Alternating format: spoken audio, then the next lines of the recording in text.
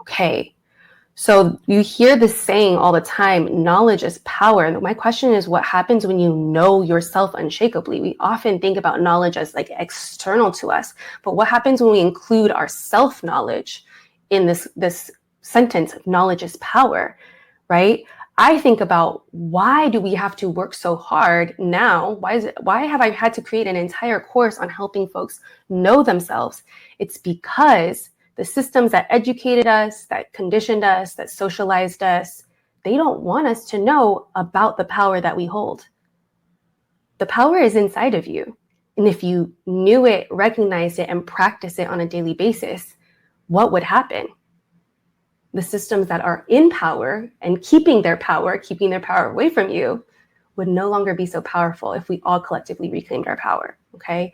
And with that power comes some responsibility, which we're gonna go over today.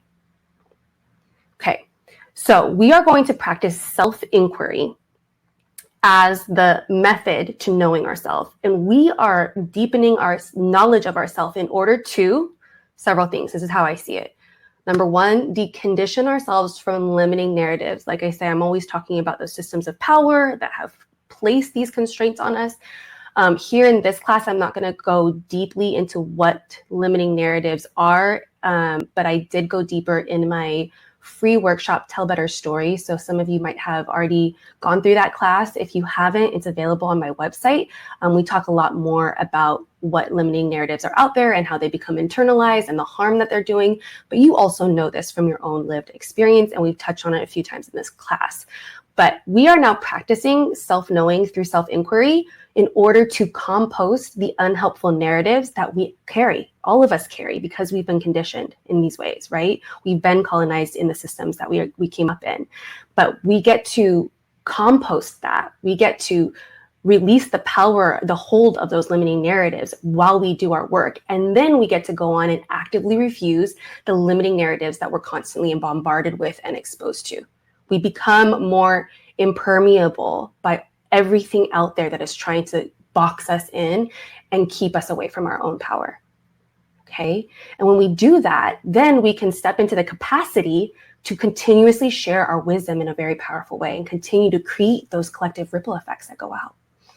Okay. Then we're knowing ourselves more deeply. We're also deepening our agency. We're empowering our agency and our choice making. We're going to experience this self-inquiry process. And for me, it's a process that slows down that cycle that happens from thought to feeling to action. If you're in the therapy space, this is kind of the cognitive behavior therapy model. I'll mention that a couple times in this class.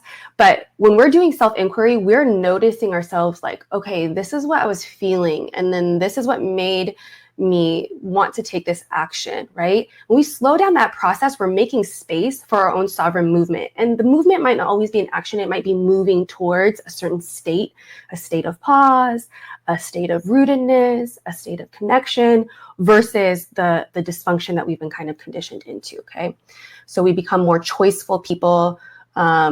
We become more impermeable to victim mentalities, which we've been conditioned by as well, okay? And by doing this, we have more power to sustain our leadership. And each of you is a leader in your own way, in your own artistry, okay? And with these powers combined, we are self-determining our better futures, right? We are not falling into helplessness and saying that the powers that be are forcing a future on us that we don't choose. I truly, truly, truly believe this. I would not be teaching what I teach if I did not believe this and if I didn't have evidence to back up what I'm saying. We see this working all the time. When we tap into our power on the personal level and take responsibility and then continuously work to be in community, we're not only self-actualizing, we're community actualizing, we're perpetuating the sacred knowledge and cultures just by being ourselves. This is a work of embodiment. And when we do that, we are all collectively actualizing the visions that you hold. It is no small thing that the visions that are on your heart have been placed there.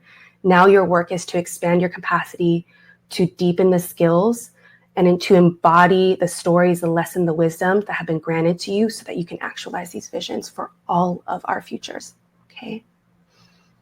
All right. I know I'm moving fast. How are you doing? Yeah? Okay. This is your time to put your voice, add your voice to the conversation. In your workbooks, you have some space to fill in these blank triangles, or you can just do this in your notebook. So I want you to make what I just went over actionable and personal to you. I want you to map out. You're choosing to know yourself in order to, what is it, right? So I can launch the podcast that's going to teach or so I can have that tough conversation. I don't know. Let me not project anything, but what are the actionable things that when you know yourself so unshakably that you no longer fear what anybody else is going to tell you about you that doesn't stand with your truth? What would be the things that you're going to do in that self-knowing? Okay, so take the time that you need. Actually, I'm going to put on the timer for 2 minutes again. Jot it down, and as soon as you're ready, come to the chat, because I think it's going to be really powerful to see these collective share outs. Georgie said, I'm hesitant to add in case I got the wrong. Oh my goodness. You were worried that you might have gotten this exercise wrong, but the courage that you went ahead and shared yours first anyways, I commend you, because there is no right or wrong. And what I came up with is teaching and sharing my own workshops. Beautiful, amazing, may it be. Perspective stories that transform, speaking opportunities, dive deeper into my own online course. Feel freedom and fun. How could that be wrong? We need that to exist. Thank you, Georgie. Thank you for going first. And see, this is real time noticing what happens in a collective space, right? Someone had a role to play. Someone had to go first, and that was vulnerable for you. I honor that. So thank you for sharing first. I see so many other people typing away now. I know we were early in the course, but everything I designed very intentionally.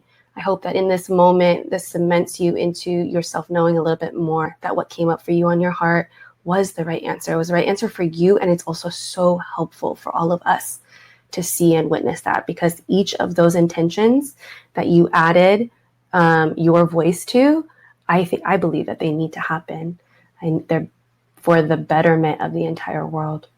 Okay, so thank you, Georgie. Can't wait to see what a few others say. I'll take 1 or 2 more before we move on. Thank you for engaging. Thank you, each of you, for engaging this way. It's not a small thing just to document and put your intentions into words.